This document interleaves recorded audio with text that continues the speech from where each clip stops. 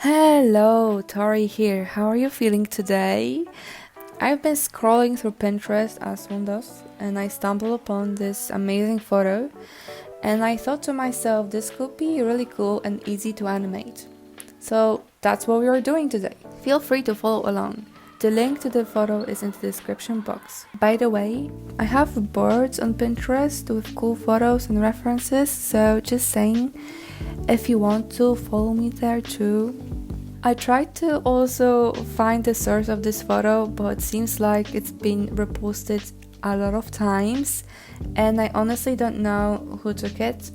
So if you happen to have this kind of information, please let me know so I could credit them. Okay, first we need to paint this, and before we paint this we need to know what layers we need in order to animate this.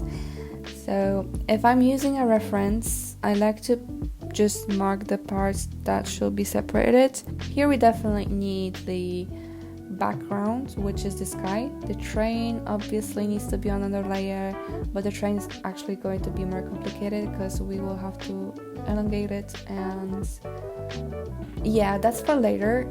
The lighting thing and the girl also on separate layers, and I also put a ground under the train on a separate layer because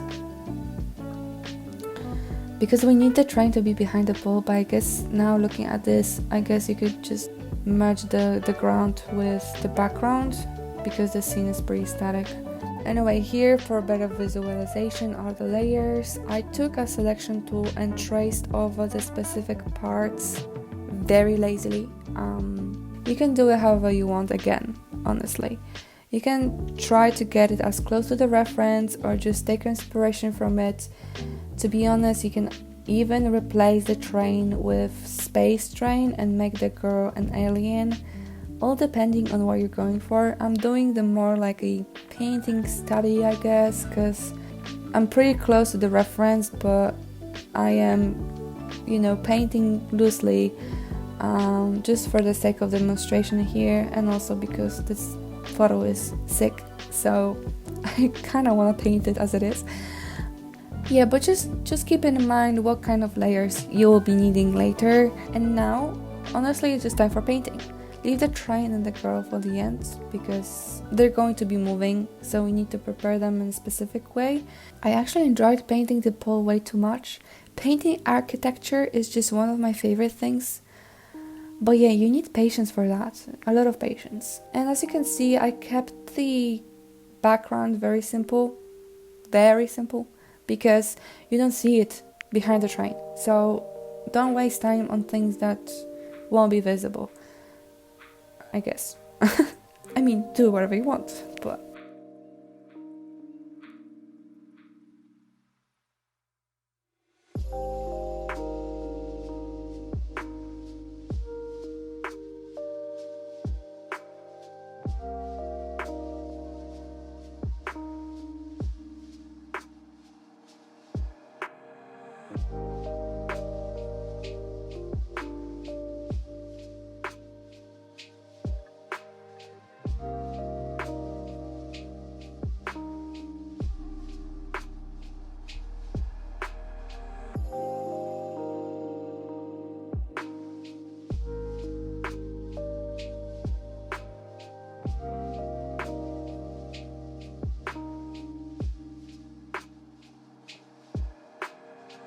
and when that's done, let's work on the train.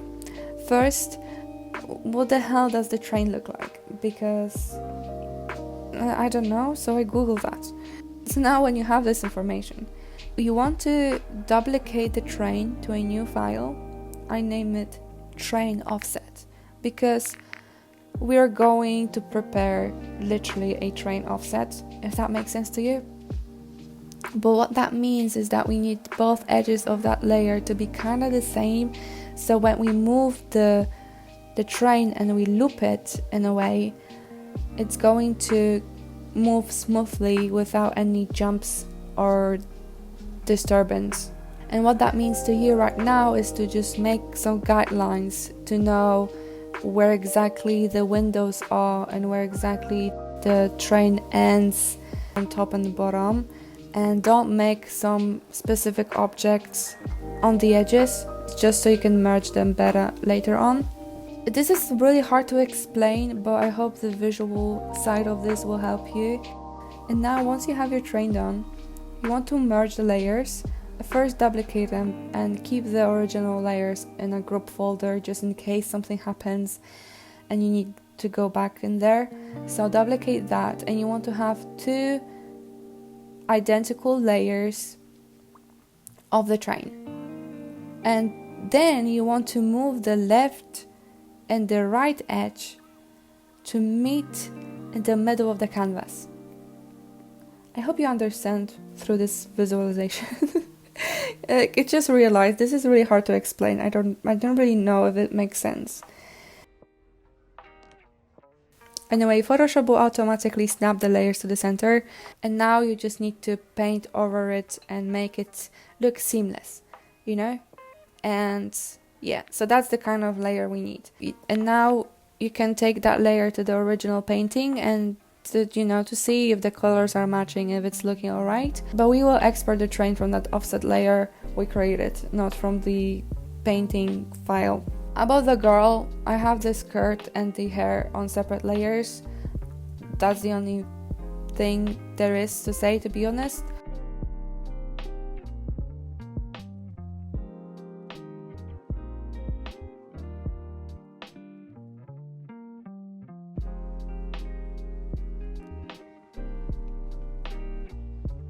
So now we should export them as a PNG files with transparent background. So you have to export every layer separately, and remember about the train from the other file as well. Okay, now we open After Effects, create a new composition. Here are my settings. Once that's done, import the layers and put them on the timeline. You will have to put them in the right order so everything's overlapping in the right way.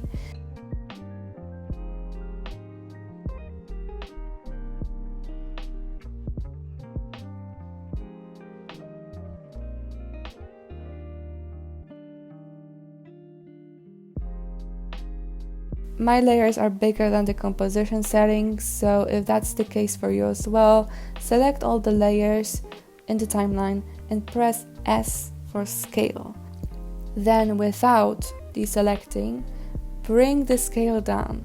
It should apply automatically to all of the layers. Just to get it out of the way, parent the girl with the skirt and hair. The girl is the parent of the two, so you want to bring the strings to that layer. And when we move the girl, the other layers follow. Not that we're gonna move the girl, but yeah, just in case you want to move her, it's gonna be easier this way. And first thing we can do is get the train offset. So go to the Effects tab and search for Offset. Bring that effect to the train layer, and now make the keyframe at the beginning of the animation by clicking at the stopwatch. Then move the cursor to the end of animation, minus 30 seconds. And now, in the Effect Control tab, you want to take this first value and multiply it by 27. So you literally type in there the star thingy, 27. I know it sounds crazy, trust me. The reason why you put in 27 is because that way we'll get a nice, quick, but not too fast movement of the train, and the offset effect will offset our train in a way that the layer is going to loop in and never end. You want to put a value there that's not even. So 3, 5, 7 works, but if you put 2, it's not gonna loop and there's going to be a jump. So you want to put an even number. And now in the Effects tab, search for Direction Blur, move it to 19 degrees and increase the blur length. And now we will have a nice illusion of the train moving. Okay, now I hope you went through that. So now we can do the lights, and right click on the light layer and select Pre-Compose. Select Move all attributes into a new composition and have the adjust composition duration something selected as well, click OK and double click on the composition in the timeline. We just created a new composition where we can add new layers that won't show up in the main composition. This way we can keep things organized, and it's pretty cool. Now in the new composition that we just created with only our lights, click at the rectangle in the Tool tab and select Circle. Draw 2 circles on the lights and choose its colors. I also deleted the stroke from these objects. Remember that each circle needs to be a separate layer because we're going to animate them separately. In the timeline, change the mode from normal to add. If you don't see it, click on the toggle mode at the bottom and it should show up in your timeline. Now, okay, tricky part, so be careful here. I will try my best to explain it. As we know, I'm pretty bad at explaining. Okay, so click on the one light layer and press T for opacity on the keyboard. Now we will want to create a loop of the blinking light. To do that, click on the stopwatch to activate keyframes and keep the first keyframe at 100%. Move the timeline a little and make another 100% keyframe. Then move the cursor just a tiny bit and make another keyframe, but this time at 0%. Copy that keyframe a little further into the timeline and follow it up with a 100%, just a little behind it. It should look like this, but it stops at some point, so we want to loop it. And to do that, hold Alt key and press on the stopwatch. Click on the triangle and go to Property and select Loop Out. In the box that appears, delete the word type and the num keyframe, so you should have only cycle and 0 there. Now when you play the animation, the light should blink. See if it works and if the timing is right. If it doesn't, move things around. Once you're satisfied with the process, do this very same thing with the second light, but invert the keyframe values. So everywhere where the keyframe was 100% on the first layer, you want it to be 0% in the second layer. So we will get this effect of one light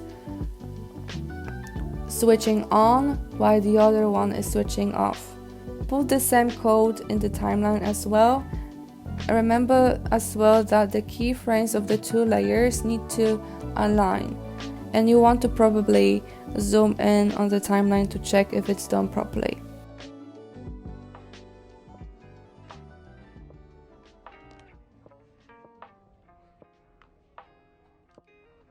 Now go back to the main composition and you can see our animation is coming to life.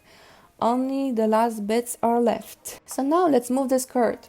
Select the pin tool and put the pins around the skirt. Remember to be at the beginning of the timeline because the keyframes will be done automatically.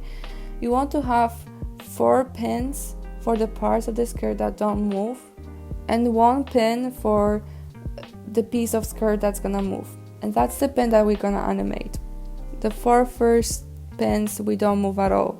Now move the pin of the skirt around with small movements. Don't go too crazy. And to keep the loop, you want to copy the first keyframe and paste it at 30 seconds so that the video loops perfectly. And in between that, you can move the pins around. If you can't see the keyframes of the pins and you want to adjust them, press U on the timeline. This shortcut shows all the active keyframes on your layer. Pressing U again will hide the keyframes. Do the same with the hair.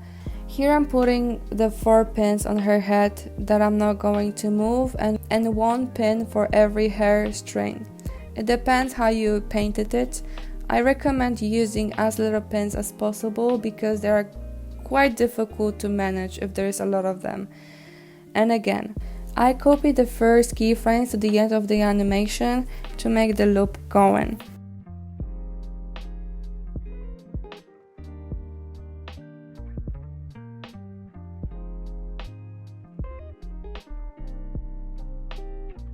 And now I realized that the train could move a little bit better, so I clicked on the train layer and went to position. I clicked on the stopwatch while holding Alt key and selected the wiggle expression. I think honestly wiggle expression is one of my favorite ones. It's just crazy. I recommend you playing with it. Okay, I changed the values to 5 and 3. The bigger the value, the more the layer is gonna wiggle. So you wanna keep it low.